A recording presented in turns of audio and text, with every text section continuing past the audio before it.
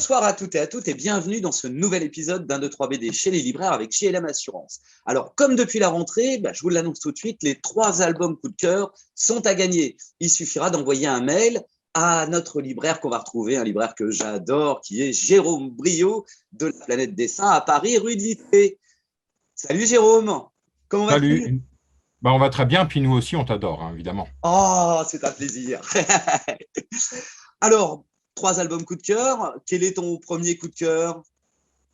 On va parler des contes drôlatiques des frères Brisy, qui avaient déjà marqué un petit peu le terrain avec un très bon album qui s'appelait La cavale du docteur Détouche, paru il y a 2 ans, il me semble.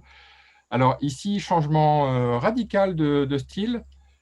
Il s'agit de l'adaptation de 4 des contes drôlatiques de Balzac, rien moins que ça. Alors, les contes drôlatiques, c'est un peu différent dans l'œuvre de Balzac, hein. C'est un peu à Balzac ce que Bouvard et Pécuchet sont à Flaubert, c'est-à-dire un pas de côté humoristique. Tout à fait. C'est des petites séquences, des nouvelles qui se passent en Touraine, plutôt au Moyen-Âge, et que Balzac écrit en hommage à Rabelais. Mm. Donc, évidemment, ils sont appelés drôlatiques, mais c'est plus fripon que drôlatique. Hein, c'est un peu olé olé, hein.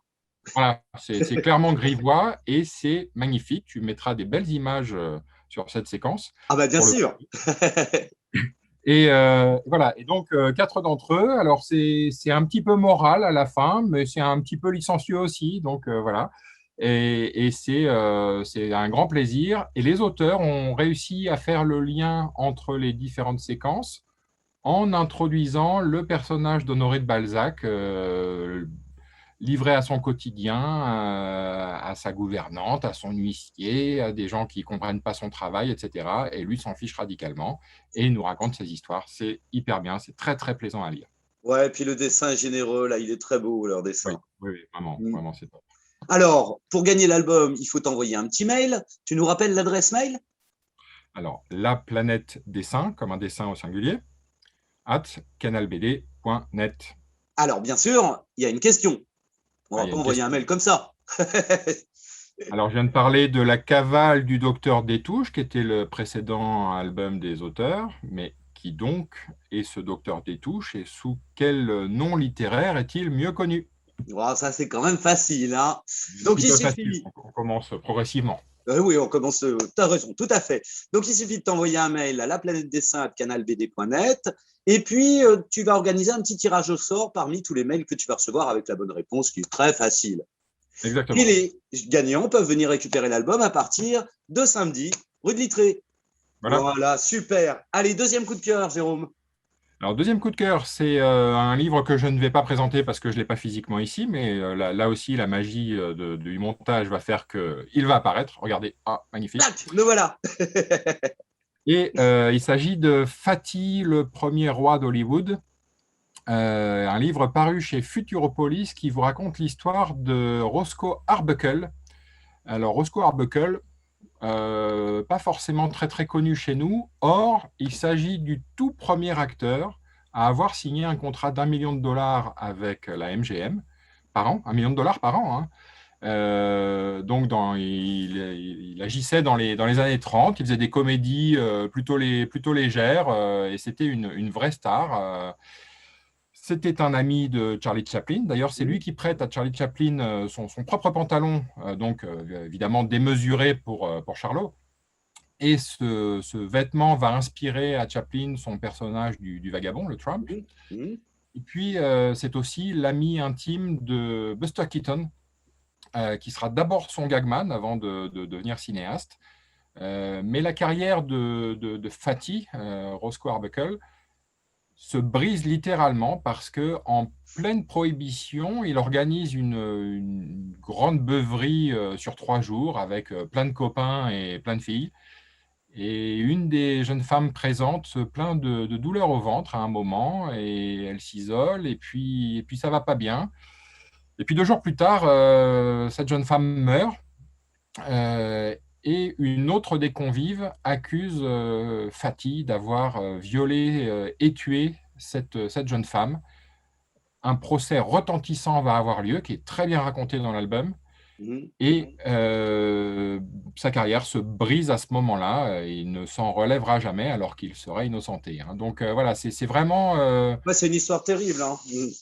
Oui, oui, oui. Et puis, c'est l'événement qui précipite la survenue du fameux code de moralisation du cinéma à Hollywood, qu'on appelait le code Hays. Voilà, donc on a énormément d'informations dans cet album qui est super plaisant à lire et qui est mémorable. Il y a des albums qui vieillissent mieux que d'autres en mémoire. Celui-là a une longueur en esprit exceptionnelle. Si vous me permettez, un parallèle vinicole. Alors, pour gagner ce deuxième coup de cœur, il faut répondre à ta petite question. Alors, je ne vous ai pas fait de question piège sur Roscoe Arbuckle. Son œuvre est vraiment trop pour spécialistes ici. En revanche, son comparse et ami de toujours, Buster Keaton, est célèbre pour avoir précipité une vraie locomotive au fond d'un ravin pour les besoins d'un film. Quel est le titre de ce film? Facile encore. Donc, on t'envoie un mail et on gagne ce coup de cœur avec JLM BD, avec JLM Assurance BD. Super. Allez, un petit dernier pour la route.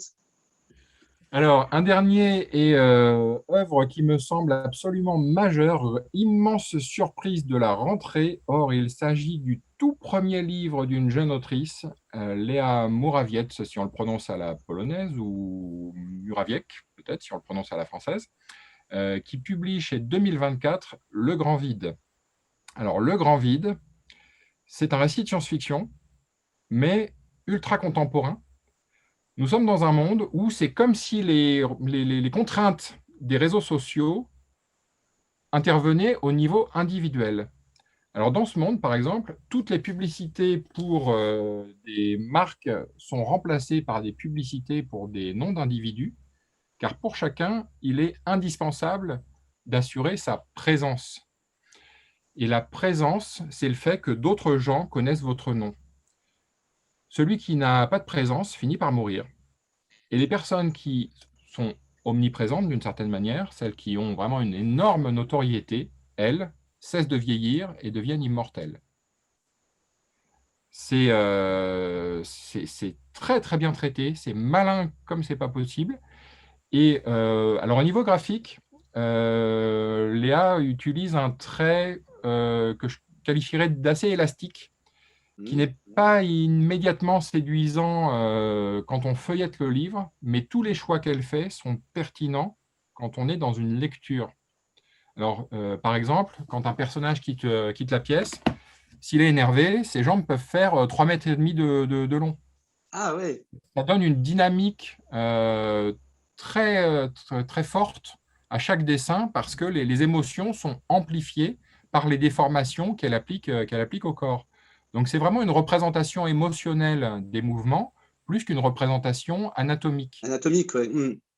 Et pour autant, bon, elle maîtrise le dessin. Hein, elle nous propose des jeux de perspective de temps en temps, comme sur la couverture, là où on a une… Oui, qui est intéressante, ouais. Non, il y a vraiment un pur truc. Et alors, bon, moi, je ne vais pas forcément jouer au jeu des pronostics, mais si les différents festivals et ceux qui se situent en Charente, pour ne citer que, ne repèrent pas cet album, c'est qu'il y a un problème quand même. Hein. Donc, bon, mais écoute, on verra dans quelques temps. On verra dans quelques temps. Les sélections et peut-être même ira plus loin. Allez savoir. En tout cas, nous, on a adoré ce bouquin. Une petite question pour gagner l'album avec JLM Assurance BD. Ben, on va faire une question un petit peu difficile pour une fois. Les éditions 2024, donc, qui éditent le Grand Vide, ont été primées à Angoulême, dont on parlait juste à l'instant, il y a quelques temps. Quel livre a été primé des éditions 2024 au Festival international de la bande dessinée d'Angoulême? Facile. On t'envoie un mail à laplanète-dessin@canalbd.net avec la bonne réponse et tu tireras au sort. Effectivement, on peut saluer la qualité des ouvrages de 2024 parce qu'ils font souvent des belles choses, je trouve. Absolument, oui, oui. Jérôme, formidable. Ben, écoute, merci beaucoup pour ces 3 coups de cœur. Et puis, on donne rendez-vous aux gagnants à la Planète Dessin, rue de Vitré. Voilà, et on donne aussi rendez-vous aux perdants à la Planète Dessin, rue de Vitré. À défaut de vous faire offrir des livres, offrez-vous des livres. Voilà, tout à fait. Jérôme, merci beaucoup. Et puis, à très bientôt. Je viens de voir rapidement. Merci. À Allez, bientôt. salut.